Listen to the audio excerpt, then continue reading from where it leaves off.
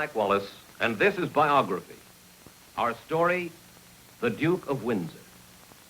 He was born to become king of the British Empire. So said English law, English tradition, the English people. Yet the Duke of Windsor defied them all. Like a hero in some impossibly romantic operetta, he shattered the plan, renounced his claim to empire, and went into virtual exile with the woman he loved. The press called it the love story of the century. For 11 months, the crown of England was worn by Edward VIII, known now as the Duke of Windsor. As king, he was a figurehead who appeared in the proper costume at the proper time. His life was formal, impersonal, protected.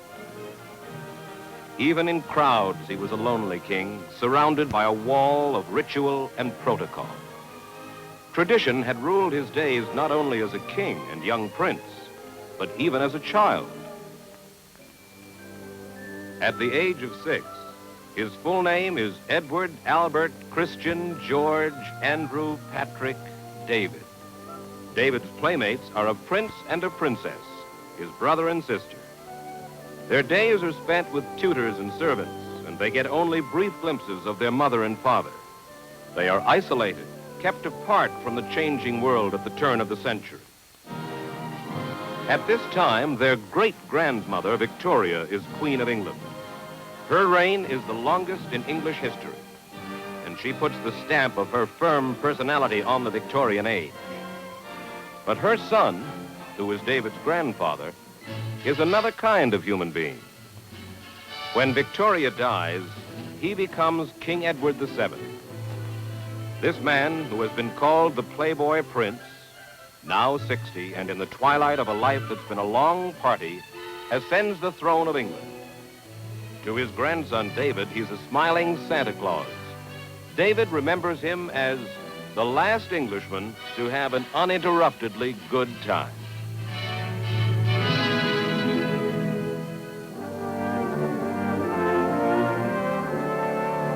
Edward's reign is brief, only 9 years. It ends in 1910. His grandson marches in his funeral procession. David is just one step from the throne. David's father, George V, is now King of England. He's a rigid, precise man, and both he and his wife, Queen Mary, are steeped in the traditions of monarchy. She conscientiously teaches her son, David, the lessons of royal manners and dedication to the crown he must someday wear. In 1911, at the age of 17, at Caernarfon Castle, David takes part in a significant ceremony. It is his investiture and marks his formal debut as royalty. He is accorded the traditional title given the future king. His father crowns him Prince of Wales.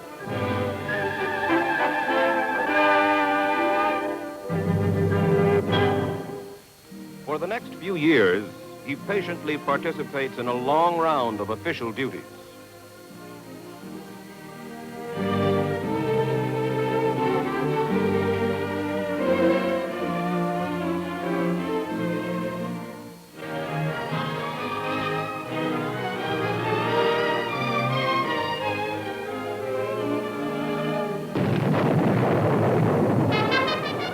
When World War I erupts, David wants to fight, but he is forced to be a spectator by royal edict.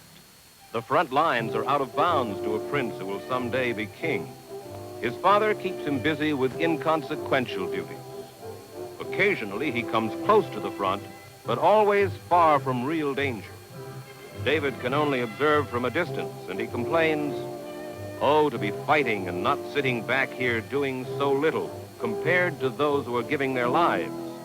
Oh, not to be a prince." November 11th, 1918, the armistice. The war to end all wars is over. David must now take the traditional tour aboard a Royal Navy cruiser, required education for a prince. He visits every British possession and many countries in between to see and be seen. His role is that of goodwill ambassador. He must impress the crown subjects and be impressed by the size and power of the empire.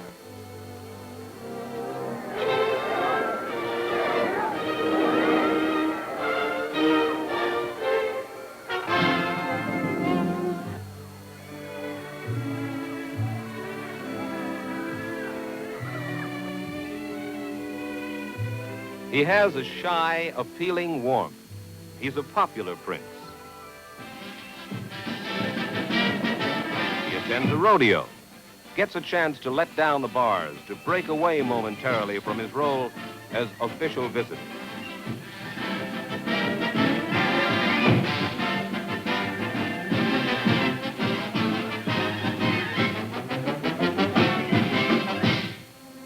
When he visits the United States, his first stop is the Whitehouse for a brief talk with President Wilson.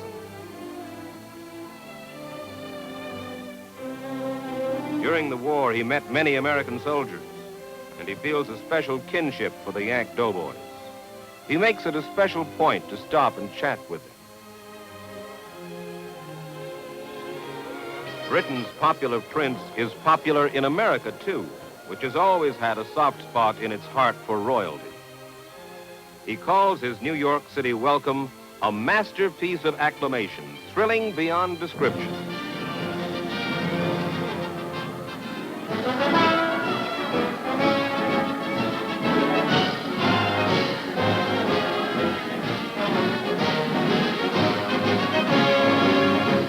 His days are planned to the minute with typical American efficiency. A brief ceremony, a speech, then on to the next stop. At West Point, the superintendent of cadets, General Douglas MacArthur, is his host. And then still more touring, more receptions, more meetings. He is the victim of his own popularity. There is so much handshaking that he eventually sprains his wrist. Women vastly outnumber the men lining his route of march. Wherever he goes, the greeting is warm and friendly. The legend of Prince Charming is taking form. This girl danced with the prince and could hardly wait to talk about it. But he's so perfectly natural. Why, it just seemed like dancing with anybody else, and he talked and didn't talk about anything particular and a little bit of everything, and it was just loads of fun, that's all. The Prince of Wales, a good dancer. Oh, I should say he is a good dancer. He's a perfectly wonderful dancer. I was so thrilled. But an official world tour has few real pleasures. The prince compares it to being caught in a revolving door. He calls himself a wayfarer, never getting to know any place well. He is spending the better part of 7 years touring the empire and the world.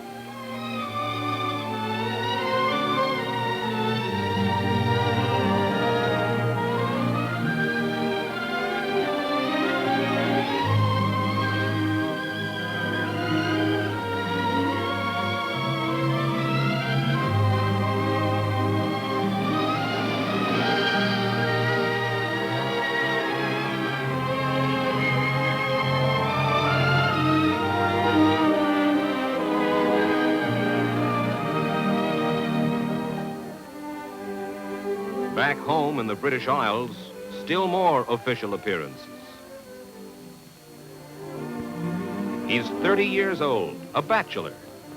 He doesn't have to worry about a family or making a living. David craves adventure and excitement to break the monotony of royal life. He spends a great deal of time racing thoroughbred horses. His tumbles frighten the royal family and raise old-fashioned eyebrows. But the Prince of Wales is Prince Charming, and most people grant him his fun. One day, his duties take him to an air show. Daredevil pilots of the 20s unleash a display of tricks and speed and courage. The prince is first amused and then fascinated.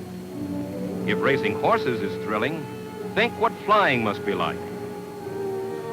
His decision to take flying lessons and risk his neck horrifies the royal family. But to the English people, this Peck's bad boy quality makes him more likable, more human. He's the first royal prince to fly. His father, King George, is now aging. More and more, his son is called upon to fill in for the king at court functions. It is simply a matter of time before David will sit on the throne of England. As the world's most eligible bachelor, he is caught up in a whirl of social events. Weekend fox hunts are part of this life. And in the winter of 1931, while on a hunt, he meets an Englishman named Ernest Simpson and his American wife, Wallis. They become part of David's select circle of friends, and they join him on his round of nights spent in Mayfair, London's exclusive playground.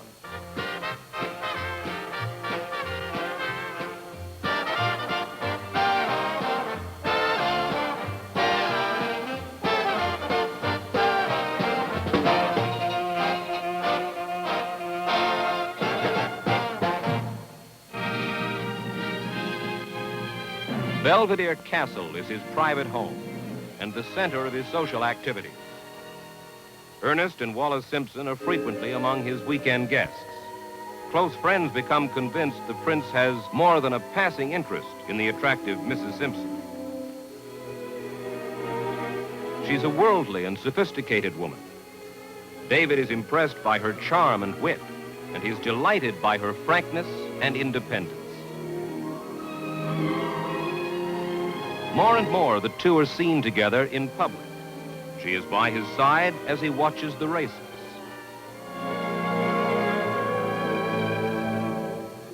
She joins him in a vacation on the continent.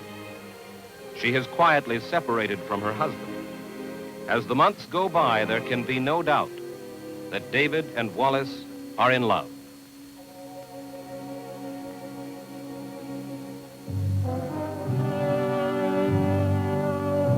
King George V is dead, and as the empire pays tribute to his late father, David is aware that he is the next king. But how, he wonders, can the King of England carry on a romance with a married woman? And what if she were to be divorced? Would he be permitted to marry a divorcee, a commoner, an American? The great drama of his life is about to begin.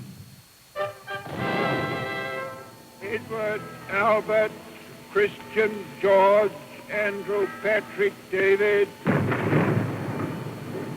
is now, by the death of our late sovereign of happy memory, become our only lawful liege lord, Edward VIII. God save the king.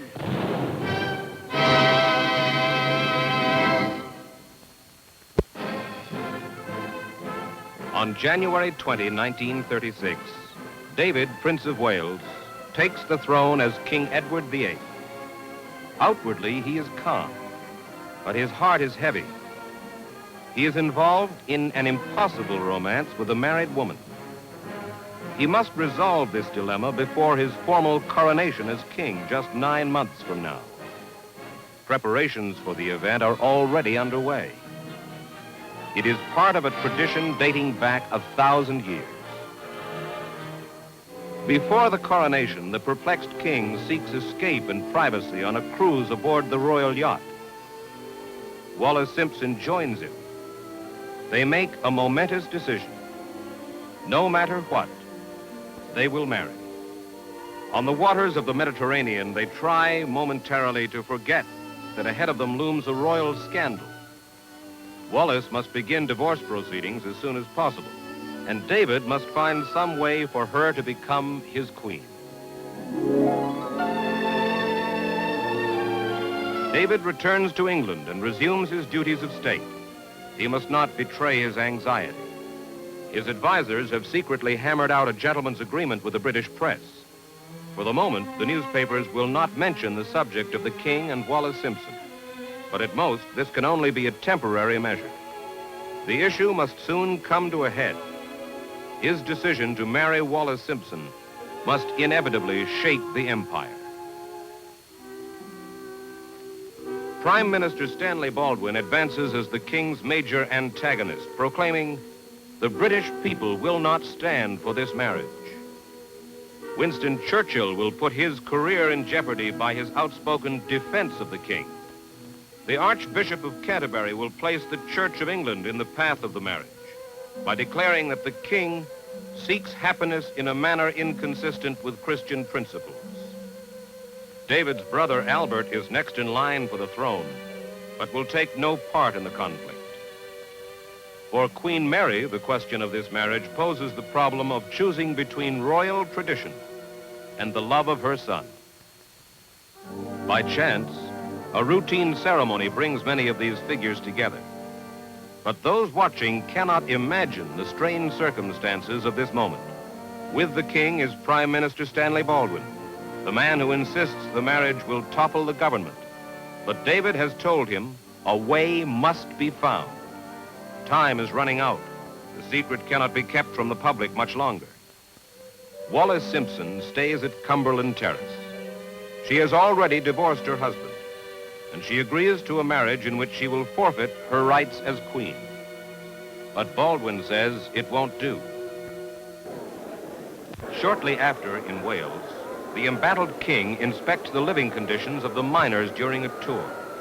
The area is ravaged by a depression. David is distressed by the desperate situation of the miners there, and he reportedly comments, "Something must be done." The remark is taken as a slur on the ability of Prime Minister Baldwin's government. No statement could have hurt the king more. Now Baldwin is furious. He is determined to force the issue. The gentleman's agreement is broken. Headlines stun the nation.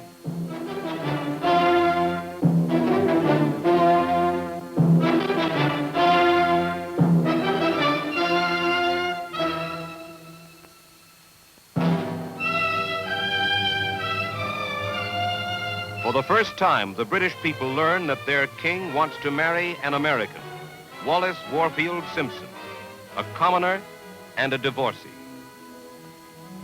Wallis's home is besieged by reporters. She becomes the center of attention for the British press. The pressures, the publicity become unbearable. In virtual panic, she flees England, and she takes refuge in a chateau on the Riviera, only to be discovered and hounded by a horde of reporters. She hides from their cameras and questions. All she can do now is wait. Baldwin goes to Buckingham Palace to hand the king an ultimatum. If he will not give up Wallis Simpson, he must risk the political consequences, the wrath of the government, or he must abdicate. The king's answer? "I will marry." At 10 Downing Street, Baldwin summons his ministers to plot a final stand. There can be no compromise with the king.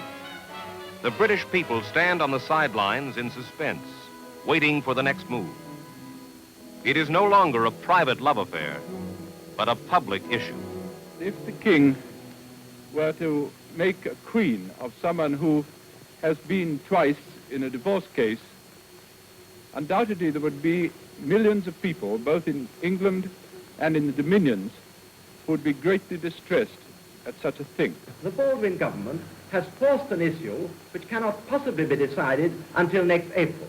In my opinion, it is a possible explanation that they are concerned with the growing popularity of the king by reason of his interest in the depressed areas in Great Britain, as compared with the failure of the government to deal with this difficult and vital problem. To safeguard the family, our church must oppose the remarriage of divorced persons. Mrs. Simpson has twice been in the divorce courts. To my mind, that completely rules her out as Queen of England. I think he is a sign of modern democratic times. After all, the king is a man like myself, but he should not allow his private life to interfere with his public life. We hope that His Majesty will be willing to make a great personal sacrifice. I do not think that the church should interfere in matters of state. My opinion of the king, he should marry who he loves. He's been a good chap to the working class. In my opinion, The king's marriage should be a private act and considered as such. In this case, we should be able to avoid a constitutional matter. Feelings run high in Britain and throughout the world. Support mounts for the king. Public opinion swings toward the man who had always been a popular figure.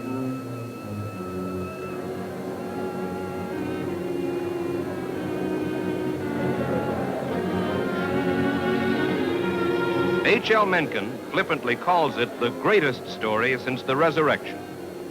The nation is on the verge of political crisis. In this moment, an empire is caught up in the battle between two men, one motivated by political considerations, the other by love of a woman. And between them, a country is being torn apart. David must act immediately. The final decision is made behind palace walls. David tells his mother he will abdicate. At 4 p.m. on December 10th, 1936, Stanley Baldwin goes to Parliament to announce the abdication. David's brother, Albert, will become England's new king. It is over now. David is no longer Edward VIII. He is simply the Duke of Windsor. This is his last night in England, and he wants to explain to his people. He will make a radio broadcast. His former subjects and the world will hear his reason for the abdication. A few hours ago, I discharged my last duty as king and emperor. But you must believe me when I tell you that I have found it impossible to carry the heavy burden of responsibility and to discharge my duties as king as I would wish to do without the help and support of the woman I love. And now we all have a new king. I wish him and you, his people, happiness and prosperity with all my heart. God bless you all. God save the king.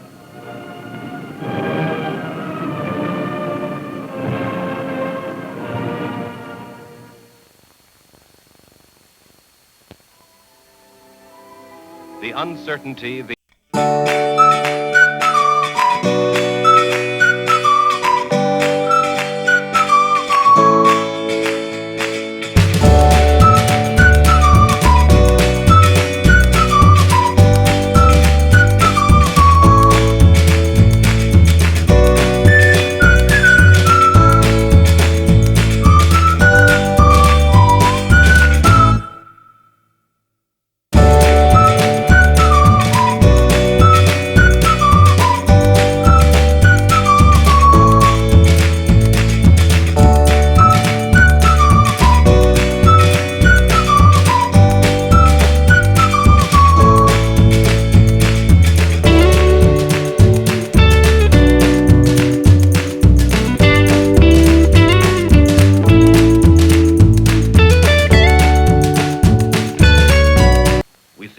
now and then in magazines, well-groomed, aging, smiling at us rather sadly, almost as if to say, we didn't mean to cause such a commotion.